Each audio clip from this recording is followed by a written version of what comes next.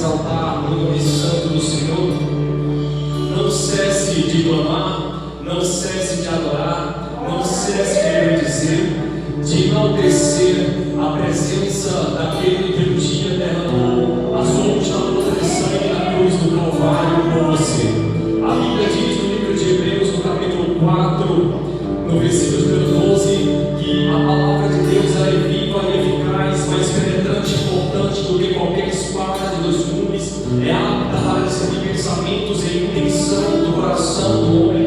Foi Jesus que, quando estava com os seus discípulos, ele disse: examinai as Escrituras e tratai de ter nelas a vida eterna, porque é elas que de mim testificam. Livro de Isaías, capítulo 62, verso 5 diz: ó vós que fazeis menção do nome do Senhor, não estejais em silêncio e nem haja silêncio em vós. Isaías capítulo 40, versículo 8, verso 9 diz: tu, anunciador de boas novas, sobe ao alto do monte, coloca uma trombeta na tua boca e anuncia ao meu povo a transgressão, mas anuncia também: aí vem o teu Salvador, consigo trazendo o seu galardão.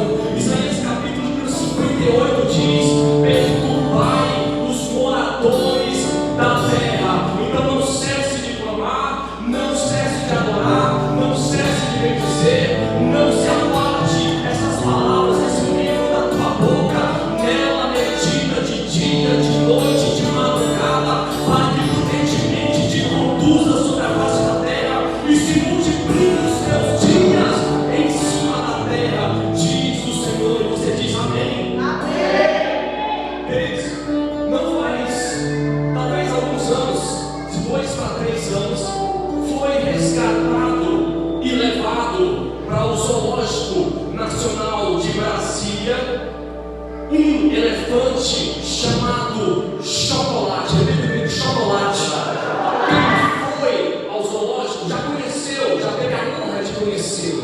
Chocolate, ele foi resgatado. Quando ele foi resgatado de um caminhão por um pessoal de circo, o povo e o da imprensa diz que ele estava sofrendo maus tratos, porque estavam fazendo todo tipo de coisas com o elefante chamado Chocolate, inclusive torturando para que ficasse quieto, levando de uma cidade para outra em meio a sol escaldante, climas áridos e condições deploráveis, colocando em risco a sua saúde. Isso é só para você entender o elefante, a dinâmica que é o aprisionar do elefante e o trabalhar pelo pessoal do circo com o elefante. Antes do povo colocar o elefante como um elemento de atração principal de um circo, antes do homem podar a sua garupa e de fazê-lo de cavalo ou de elemento de transporte, animal de transporte, mesmo ele não nascendo para isso, antes disso acontecer, ele passa por um treinamento. E eu conheci um homem chamado Van, trabalhei com ele na Belo Pão, no setor oeste do Gama, perto do cemitério, e ele disse uma vez para mim: você sabe por que o homem monta na garupa de um elefante e monta também na garupa na sela de um cavalo e anda montado sobre ele? Eu disse: não, porque o cavalo e o elefante não conhecem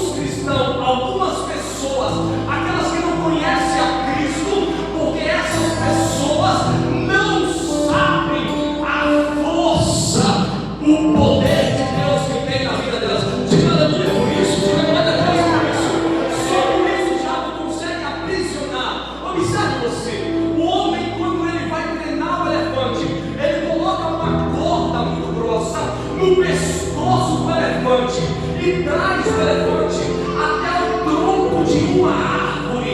A árvore, ela não é arrancada com facilidade do chão, da terra. Ninguém pode içar uma árvore, porque as suas raízes são profundas. Então a corda que está no pescoço do elefante é amarrada no tronco da árvore.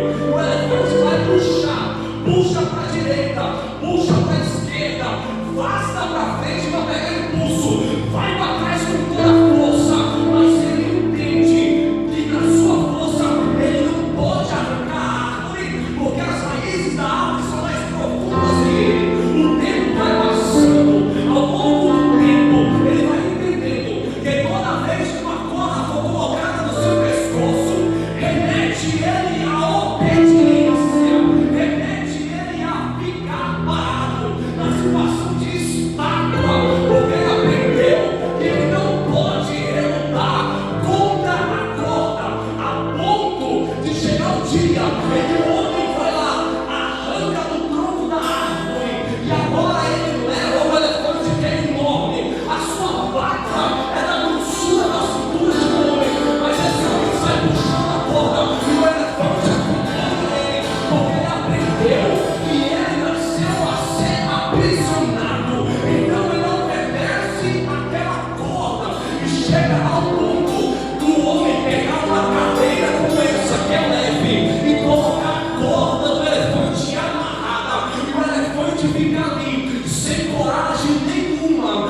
de armar uma corrida, de saltar e fugir, porque ele aprendeu a ficar amarrado. Já descobriu, já prestou atenção que algumas pessoas vivem nessa mesma situação, aprenderam, acostumaram-se a sofrer nas garras do maligno, acostumaram-se a ficar aprisionada debaixo do jugo desigual, acostumaram-se a comer as iguarias que o mundo oferece, a receberem no seu corpo a consequência dos seus pecados praticados, porque a Bíblia vai dizer que o salário do pecado é a morte, e a morte não é instantânea, a morte não é súbita, a morte não é de repente, a morte vai machucando aos poucos, o homem vai morrendo aos poucos a cada dia, a luz vai se apagando, o combustível vai se acabando, a pessoa vai se afastando, vai perdendo as forças, perde o vigor, perde a vontade, não se levanta mais, vai andando se arrastando. Aquela mulher que Jesus encontrou com ela no livro de Mateus, ele teve que chamar ela à frente no último dia da festa, e a mulher veio encurvada com um caroço que já formara na sua costa, de tanto ela andar encurvada, uma corcunda de Notre Dame formou nas costas daquela mulher. Só que quando Jesus chama ela, e Jesus dá um veredito para ela, Jesus diz: os teus pecados, mulher, são perdoados. Quando Jesus fala isso, aquela mulher automaticamente ela consegue se esticar e ficar numa postura ereta, a sua coluna que era envergada voltou ao normal por causa do jugo pesado que foi arrancado pelo nosso Senhor e Salvador Jesus Cristo. Isso aqui é profundo, porque Jesus disse nessa palavra: Deus Pai Todo-Poderoso diz no livro de Isaías capítulo 10, versículo 27, que naquele dia o jugo do teu pescoço será despedaçado por causa da unção. Você não sabe, mas nos tempos antigos, sabe como é que se conduzia aquele que era prisioneiro? Quando o prisioneiro era muito bravo, colocava um jugo no seu pescoço, uma espécie de algema, que à medida que ele fazia força para fugir, o jugo apertava mais e os espinhos furavam o seu pescoço. Outro jugo era colocado nas suas pernas, para ele não poder dar passos largos, e ele vinha a passos curtos. Até hoje usam-se isso nas detenções, colocavam jugo também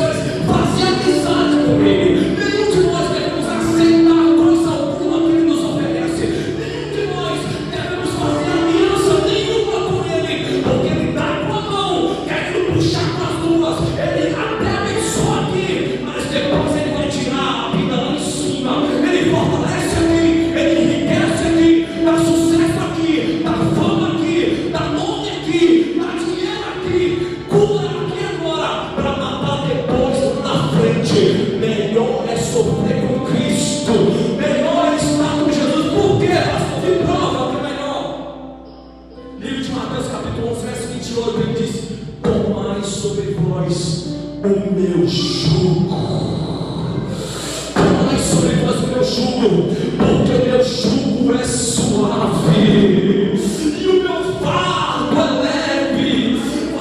Vai no livro de Zacarias capítulo 4 e você vai ver o jugo do diabo. Fique de pé junto comigo, fique de pé.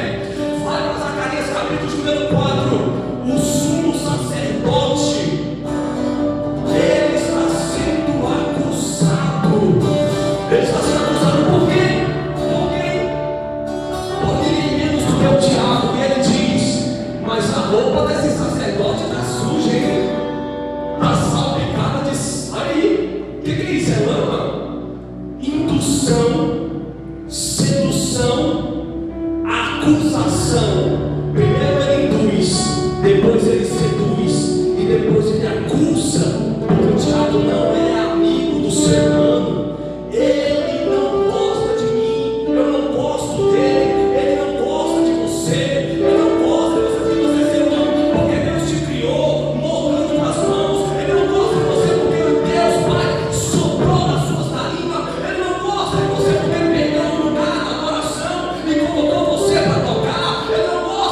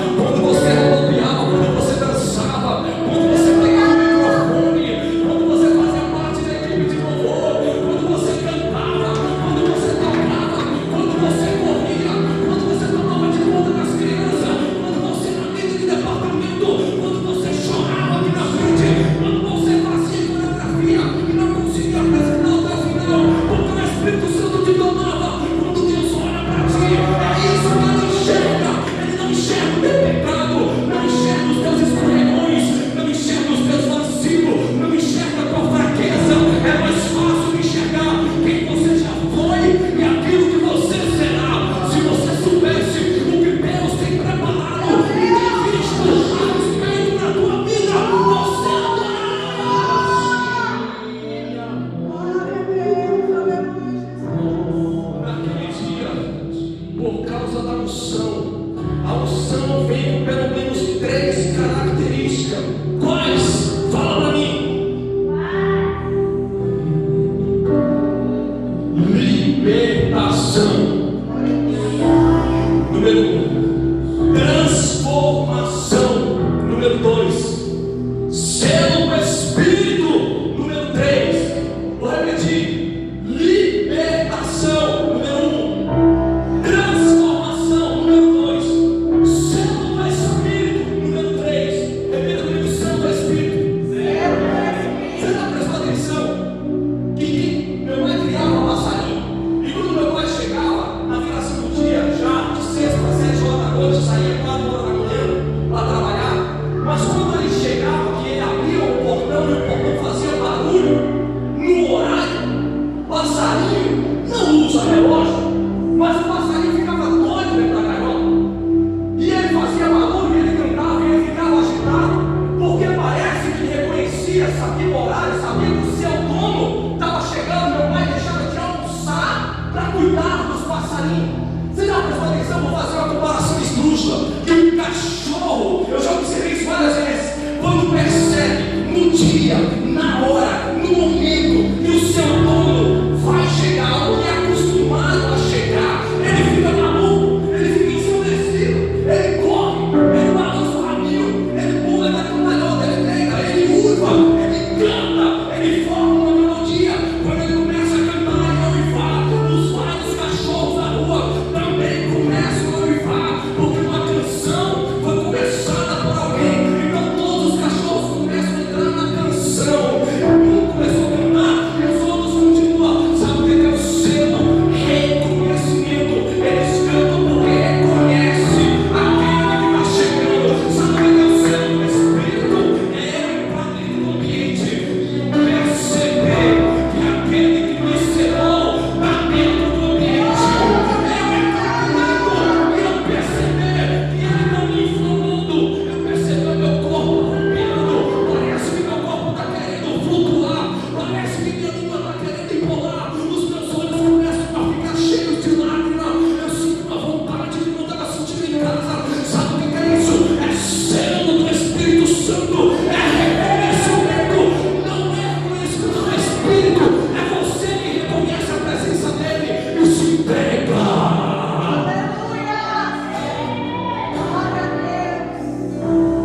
Sabe o que é isso? É você, diante das angústias, da luta, das provas, você sente até vontade de desviar, de sair fora. Você fala, eu nunca mais vi isso na igreja, eu nunca mais eu vou, aquela foi a última vez. Mas aí você foi selado, e daqui a pouco você está indo de novo com a Bíblia debaixo do braço. Daqui a pouco alguém te chama, você fala, não posso ir hoje porque eu estou em culto, eu vou na igreja. E a oportunidade dele é que você não venha mais, mas você continua vindo porque você foi selado. Você está selado. O que é o selo? É que quando a gente ia colocar a carta no correio,